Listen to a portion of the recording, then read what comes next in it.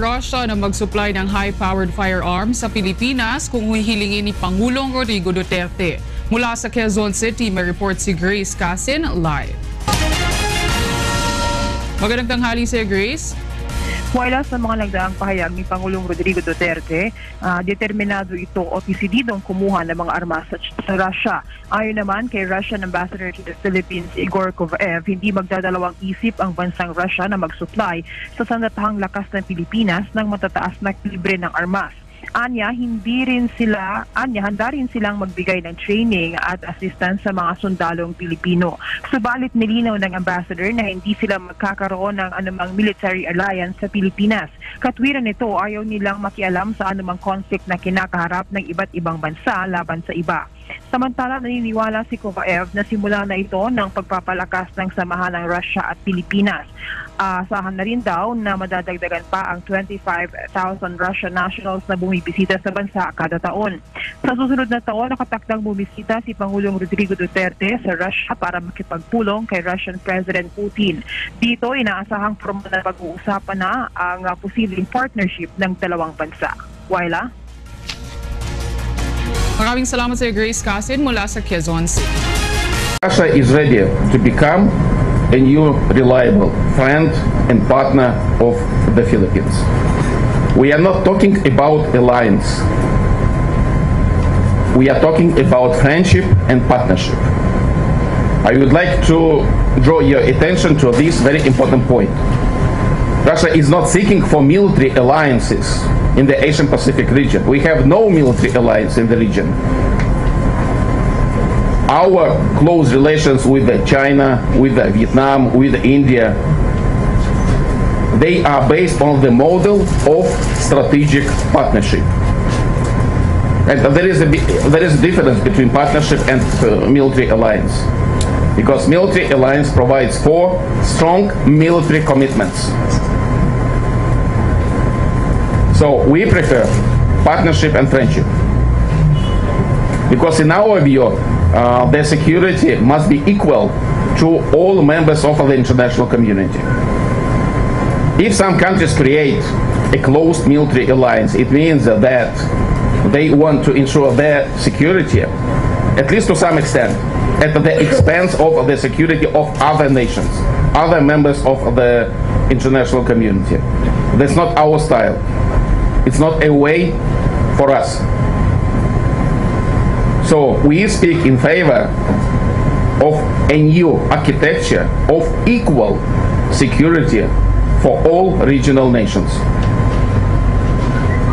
Regarding the visit by His Excellency President Duterte to Russia, yes, President Putin invited President Duterte to pay such a visit. It will be a historic event. We attach a great importance to this visit, and we believe that such an important visit must be well prepared. It means that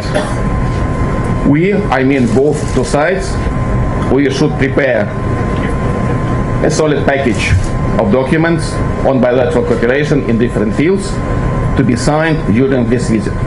So we have a lot of things to do. As for specific dates of this visit, it's under consideration. President Xi Jinping announced that they will make available to the Philippines in official development assistance $6 billion worth, and another $3 billion in credits from their Bank of China. That is going to be a very big boost to our infrastructure projects. Geopolitics pa naman, nag-iiba na just like Vietnam. Vietnam drove the Americans away in humiliation. Hindi na nadala itong Amerikano.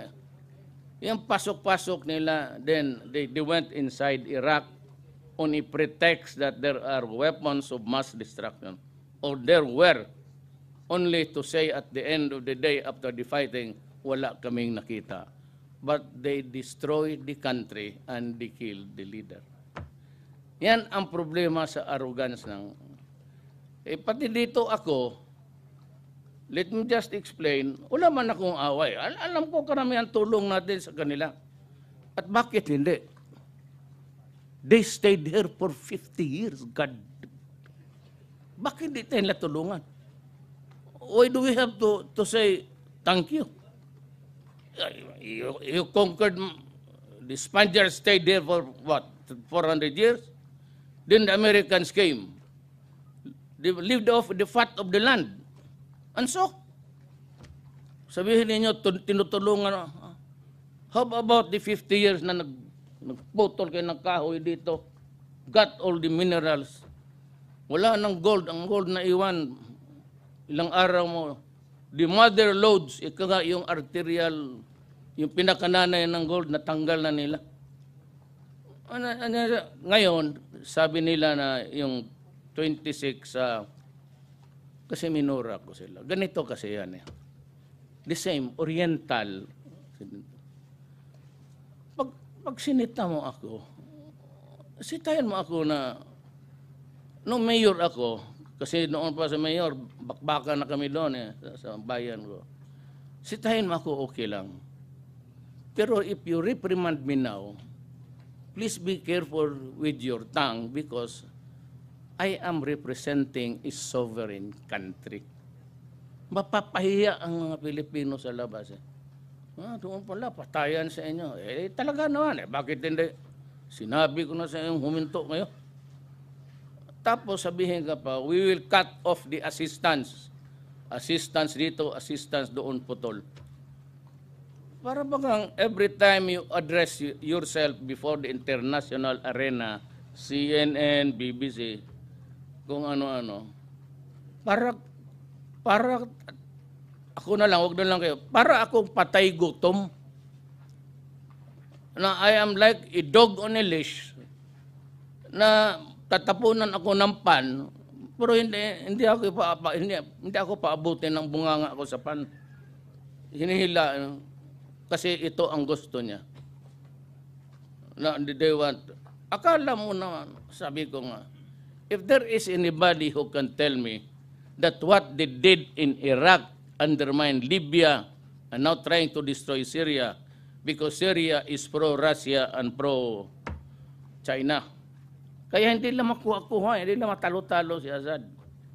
And if somebody here could tell me a good rationale or rationale if you may, sabihin mo sa akin, tama ang ginagawa nila dito, sa likod ito, I will resign as the President of the Republic of the Philippines.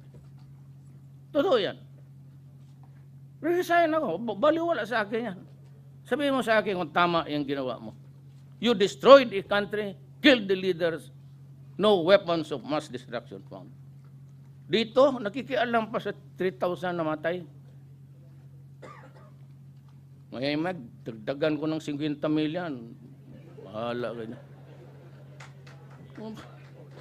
Ang sinisira nila, ang bayan natin, hindi na lang nila inisip ang mga bata. You know, if I do not interdict now, I would have compromised the next generation, ang mga lolo ng mga grandchildren niyo, pati anak niyo. Believe me. Kung hindi ako maggalaw ngayon, wala. Itatapo natin itong bayan natin sa read the books of Ion Cartel. Yung sa about the South America experience. Ganun na ganun. May nagpadala libro sa akin, you better watch out. Amerikano to ha. You better watch out, you're going there already. Kita mo sa cartel, nag-umpas siya ng Colombia. Escobar.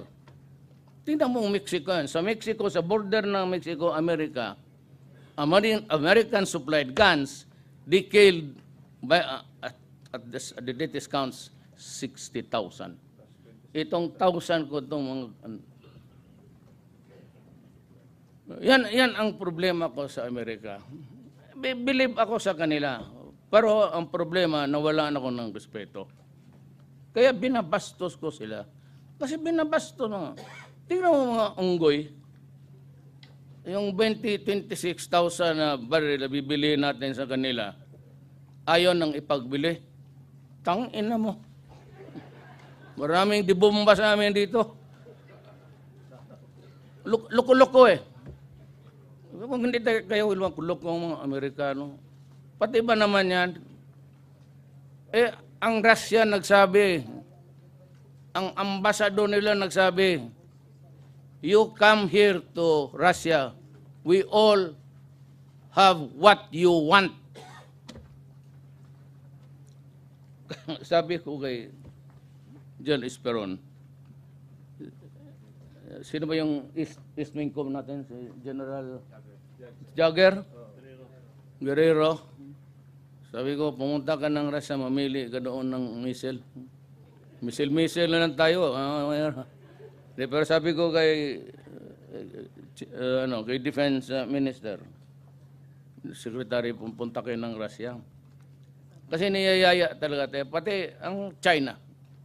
China is open. Anything you want. Pinadalan pa akong brochure. Sabi niya, mamili ka dyan. Bigay namin. Ako nag-hold lang ako. Kasi tingnan ko ang military, ano ba sa inyo? May problema man tayo. Can you have the solution here? Because if you want to stick with America, fine. Pero tingnan ninyo mabuti, balansehin ninyo kasi binabastos tayo. Ngayon, sila atake sa akin. Kaya namura ko talaga nila. Wala na akong magawa. Because I was trying to explain the enormity of the problem. I was trying to tell all the people that we are near the edge. Malapit na tayo mahulog dito. And I'm explaining to everybody that in the war against drug, may mamamatay talaga. Imposible wala. Pulis pa iyo. Walang nalaman kung di magpatay. Lalo na yung encounter, talagang papatayin kanyang mga buang na yan. Hindi magdadalawang isip yan eh. Kaya ganon. So, because of the 3 million all over the country, plus 1 million yung panahon ko ngayon, I had to call in the military to help. That's why I declared a state of lawlessness. Lawlessness naman. Marami. Meron ngayon, Manila, okay na. In other provinces, okay na. Davao, 0. Takot man mamatay. Yan pala ang solusyon eh. Itong Amerika na ito, kung makialam. Pero sabi ko, I'm not prepared to declare war. I have to, military. Tingnan niyo. Tingnan niyo yung problema. Anong gawin natin dito? Lumalaban talaga to. I'm losing 2 to 3 policemen or soldier a day. Bakit magkaroon ng eksado diyan? Dalawa, kahapon, dalawa. Dalawa yan, dalawa. May sundalo, pulis. Nawawalaan ako ng sundalo, pati pulis.